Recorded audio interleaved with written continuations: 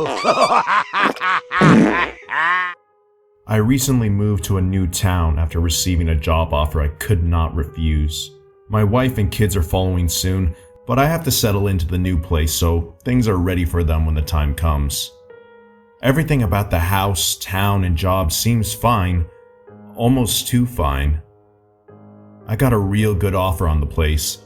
I don't know why. I never got to meet the previous owner because they had apparently been eaten by a spider that lives in the toilet. Is the spider still there? I asked the realtor. Well, yes and no. The spider, we call him George, only spends the days there. So if you need to use the facilities, best make doo-doo at night. Inconvenient, but at this price, who am I to argue? Exactly. Where does the spider go at night? We don't know where George goes at night. We consider it impolite to ask. But yeah, don't take a shit during the day or he will kill and eat you. Sure. At first things went along just fine. I would smile and wave to the spider as I brushed my teeth, and he would smile and wave back. It was a mild inconvenience to hold in a turd until I got to work, but better than having the spider inject me with venom through its long, visible fangs, and then slowly being pre-ingested from the inside and sucked dry like a fruit. Yeah, everything was going okay. I'd actually even started having an affair with a very attractive woman who I worked alongside. This was a bit of a shitty thing to do considering I had a wife and kids, but I figured my life could do with some spicing up. The spider was something, but everything else felt a bit too plain for my narrative. Spider, where do you go at night? I asked the spider one day.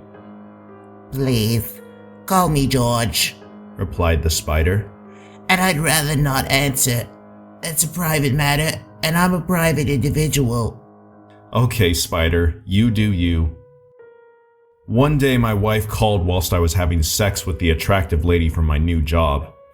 I took the call because it seemed like the right thing to do, but this irritated the lady I was having an affair with.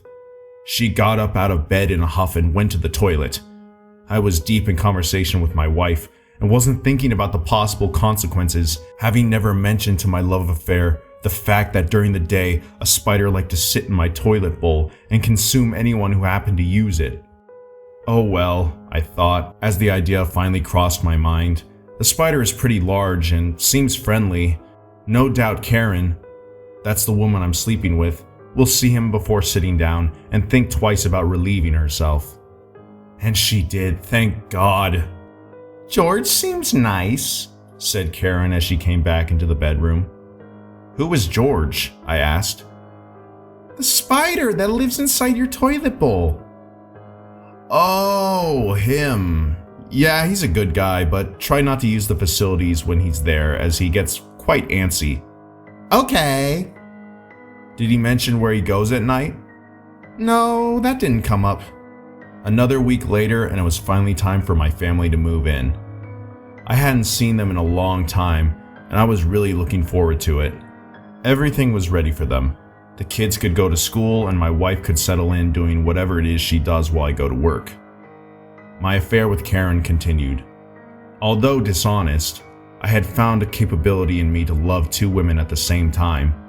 I had talked it through with the spider, and he said he understood where I was coming from as Karen was very attractive, and so I didn't feel so bad.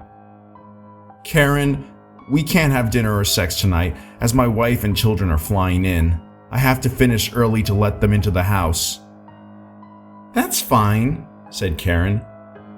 Have you told them about George? No. Who is George? The spider who lives inside your toilet bowl and eats people. It is there during the day, but you don't know where he goes at night. Oh, shucks. No, I think I neglected to mention that.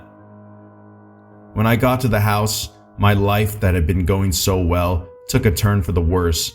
As it turns out, my wife had received a key from the local estate agent and let herself in.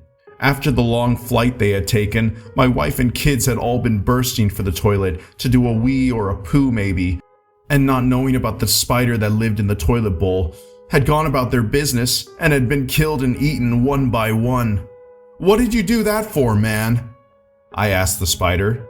You always call me man or buddy. My name is George. Please, remember that or I'm going to begin to take offense. Whatever, dude.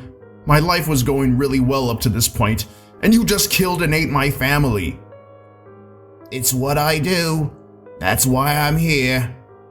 Not cool, man. Not cool. Things were going so great.